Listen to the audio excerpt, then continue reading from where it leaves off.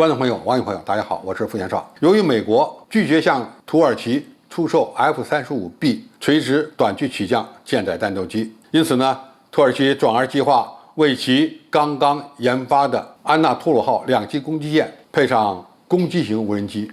最终呢将其打造为无人机航母。那么这个想法应该说还是比较新颖的。虽然过去有很多人研究过无人机上航母的问题，而且呢，美国还率先在世界上实现了喷气式无人机在航母上着舰和起飞的实验。可以这么讲吧，无人机上航母有可能成为未来的一个发展趋势，但是至今为止还没有一个国家考虑专门研发一款无人机航母。过去呢有直升机航母，也有呢能够搭载垂直起降飞机的航母，但是纯粹的无人机航母到目前为止还没有。那么土耳其会不会成为世界上第一个吃螃蟹的国家，率先研制出无人机航母呢？那么无人机航母有些什么样的难点需要解决，才能够让无人机上舰？首先，它的起飞采用什么方式？是弹射呢，还是滑跃呢，还是常规的滑跑起飞呢？从土耳其打造的这款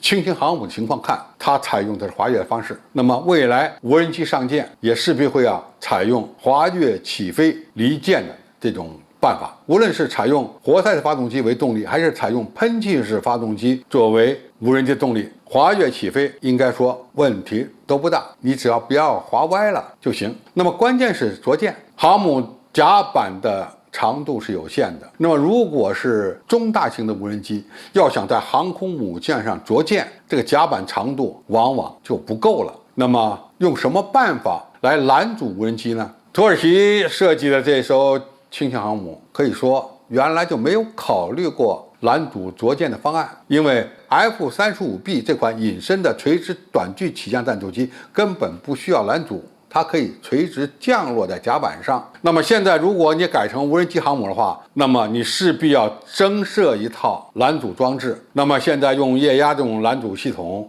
是吧？用拦阻索的方法来阻拦着舰的无人机，现在已经很难改了。怎么办呢？它现在改成了用拦阻网的方式来阻拦着舰的无人机。那么拦阻网呢，一般航母上也有，那只是应急使用的一种方案。比如说我军舰载机发生了严重的故障，已经不能用正常的拦阻着舰的方式回收了，那么就必须在甲板上架设一个拦阻网，通过撞网回收的方式来保证它的着舰安全。比如说一架舰载机它的尾钩没有了，断了，那么就没办法钩入钢索，这个时候就只能用拦阻网回收的方式来解决它安全降落的问题。那么用拦阻网回收无人机应该说也是可行的。那么从土耳其现在公布的照片看呢，它用什么样的无人机上舰，这是大家比较感兴趣的。那么现在土耳其有一款非常著名的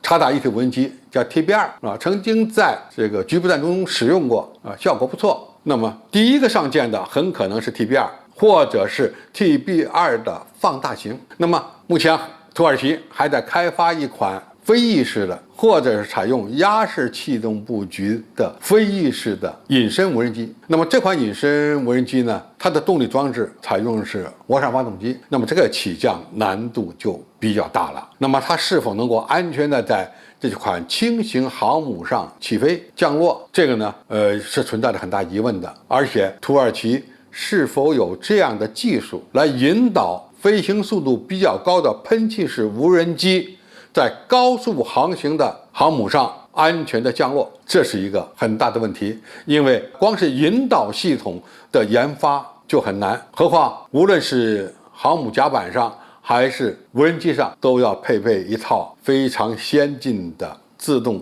着舰系统。那么这个自动着舰系统，土耳其是否掌握这样的技术都很难讲，因为它从来没搞过航母，也没有飞行员驾驶过舰载机在航母上降落。那么你怎么能把这些技术移植到无人机上？这恐怕是非常困难的。那么低速的无人机在航母上降落相对来讲比较容易，哪怕你航母停在海面上不跑，它都能够利用甲板上这个有限的长度安全的起飞降落。不要说现在了20多年前，我在深圳参加过一个节目，当时呢就是在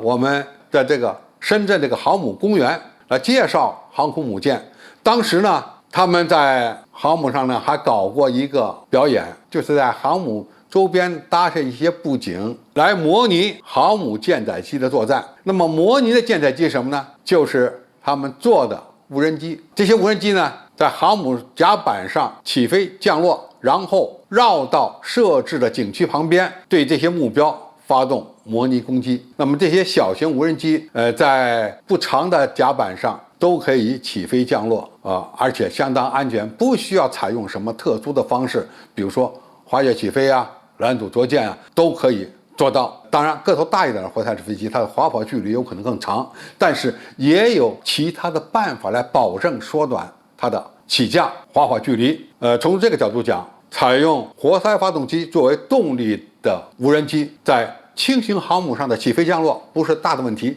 真正比较难的是喷气式的无人驾驶舰载飞行器。那么，最终土耳其的这个计划能否实现，要看它能掌握多少技术。如果技术到位，它有可能实现；如果技术不到位，这个计划或者这个项目很可能会半途而废。好，今天介绍就到这里，谢谢大家收看。感兴趣的朋友，我们在下面的留言区留言交流讨论。我们下期再见。